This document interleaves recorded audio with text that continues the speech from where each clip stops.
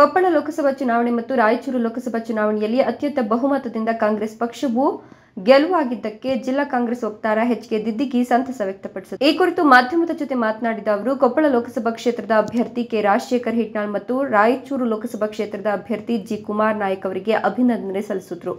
ಕಲ್ಯಾಣ ಕರ್ನಾಟಕ ಭಾಗದ ಜನತೆ ಕಾಂಗ್ರೆಸ್ ಪಕ್ಷಕ್ಕೆ ಒಲವನ್ನು ತೋರಿ ಪ್ರಚಂಡ ಬಹುಮತದಿಂದ ಗೆಲುವಿಗೆ ಕಾರಣರಾದ ಕಾಂಗ್ರೆಸ್ ಮುಖಂಡರಿಗೆ, ಕಾರ್ಯಕರ್ತರಿಗೆ ಹಾಗೂ ಮತದಾನ ಮಾಡಿದ ಜನತೆಗೆ ಧನ್ಯವಾದಗಳು. ಜೊತೆಗೆ ಕಲ್ಯಾಣ ಕರ್ನಾಟಕ ಭಾಗದ ಜನರು ಕಾಂಗ್ರೆಸ್ ಪಕ್ಷದ ಕೈ ಹಿಡಿದು ಗೆಲ್ಲಿಸಿದ್ದಾರೆ. ಕಾಂಗ್ರೆಸ್ ಪಕ್ಷವೂ ಸಹ ಜನರ ಕೈ ಹಿಡಿತದೆ ಅಂತ ಹೇಳಿದರು. Venkatesha Naik, NKS TV4, Sindhanur. ಕೊಪ್ಪಳ ಲೋಕಸಭೆ ಚುನಾವಣೆ ಹಾಗೂ ರಾಯಚೂರು ಲೋಕಸಭೆ ಚುನಾವಣೆ ಕ್ಷೇತ್ರದ ಅಭ್ಯರ್ಥಿಗಳಾಗಿರ್ತಕ್ಕಂಥ ಕೊಪ್ಪಳ ಲೋಕಸಭಾ ಚುನಾವಣೆಯ ಅಭ್ಯರ್ಥಿಯಾಗಿರ್ತಕ್ಕಂಥ ರಾಜಶೇಖರ್ ಹಿಟ್ನಾಳ್ ಅವರು ನಮ್ಮ ಕಾಂಗ್ರೆಸ್ ಪಕ್ಷದ ಅಭ್ಯರ್ಥಿಯಾಗಿ 46,000 ಮತಗಳ ಅಂತರದಿಂದ ಗೆದ್ದಿದ್ದಾರೆ. ಜೊತೆಯಾಗಿ ರಾಯಚೂರು ಲೋಕಸಭಾ ಚುನಾವಣೆಯ ಕಾಂಗ್ರೆಸ್ ಪಕ್ಷದ ಅಭ್ಯರ್ಥಿಯಾಗಿರ್ತಕ್ಕಂಥ ಜಿ. ಕುಮಾರ್ ನಾಯಕ್ ಅವರು 80,000 ಮತಗಳ ಅಂತರದಿಂದ ಗೆದ್ದಿದ್ದಾರೆ. ಈ ಇಬ್ಬರು ನಾಯಕರುಗಳಿಗೆ ನಾನು ಮೊದಲನೆಯದಾಗಿ ಅಭಿನಂದನೆಗಳನ್ನು ಸಲ್ಲಿಸ್ತೀನಿ.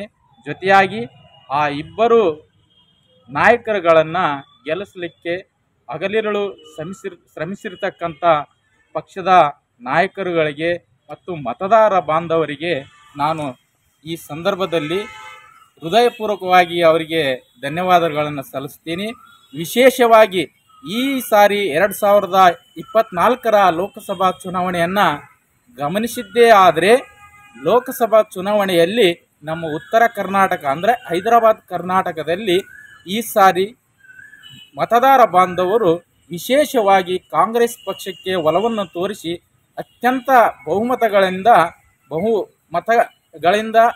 ಈ ಕ್ಷೇತ್ರದ ಹೈದರಾಬಾದ್ ಕರ್ನಾಟಕದ ಎಲ್ಲ ಅಭ್ಯರ್ಥಿಗಳನ್ನು ಗೆಲ್ಲಿಸಲಿಕ್ಕೆ ಮನಸ್ಸು ಮಾಡಿ ಜನರು ಕಾಂಗ್ರೆಸ್ ಪಕ್ಷದ ಕೈಯನ್ನು ಹಿಡಿದಿದ್ದಾರೆ.